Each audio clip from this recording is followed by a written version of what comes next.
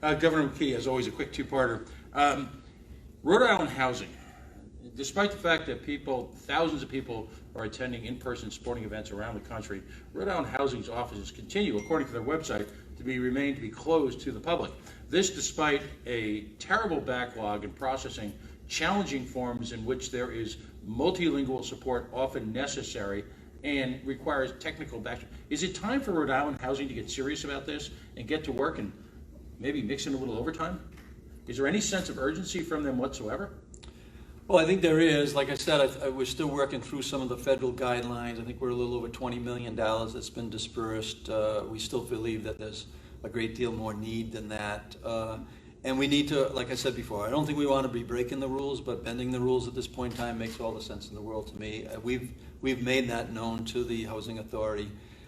Interestingly enough, we're starting to work with the courts, as I said last week, and we're going to pursue a strategy to make sure that people who may be imposed on that eviction, the fact that it has sunset, that they shouldn't be out of an apartment for any reason at all right now with the funds we have.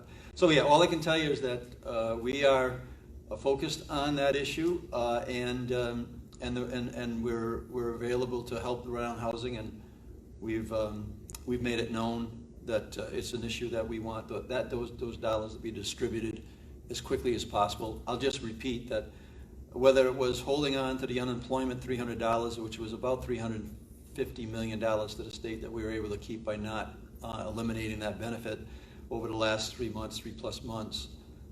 Same thing here. If we've got money to distribute to the people in the state of Rhode Island, that circulates, that's good for our economy. We need to make every effort we can to get those dollars into people's hands that need the help, but also into the people's hands so that the economy can benefit from that. Just to follow up before my second question, do we have yet a timeline, a mean time between receipt of application and expected turnaround time? And of course, most importantly, for the landlords who are also suffering, who aren't getting paid, and all the best intentions aren't going to pay their mortgages, do we understand how much time is going to elapse on a typical basis between the receipt of the application and the actual cutting of the check, as it were? Yeah, so as of last week, it was too long. I'll hold my comments and reserve my comments in terms of the flexibility that I believe our office had a great deal to do with conversations that we had with the White House relative to this particular issue. So let's see where it accelerates. I think that we got to give it another week or so, but then we'll have a timeline. But yes, I think it was taking too long to get through applications. There were just it reminded me of how we weren't able to get money out to the small businesses a year ago.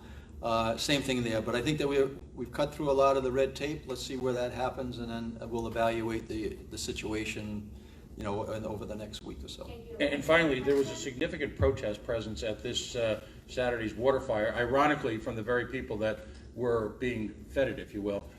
If there are reports out there that people with existing and pre-existing medical conditions who had been advised not to take the vaccine legitimately are not getting sign-offs from their doctors to get an exemption, or being asked to go to specialists to get them. Is in fact the Rhode Island Department of Health, or have you authorized, or has anyone authorized the Rhode Island Department of Health to put pressure on doctors not to give legitimate medical exemptions?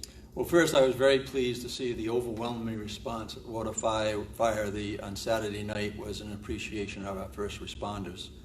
And as far as the issues that you just talked about, we're still looking at that. I'm not inclined to want to see people lose their jobs over this issue, but I am inclined to make sure that people know how important it is to get vaccinated.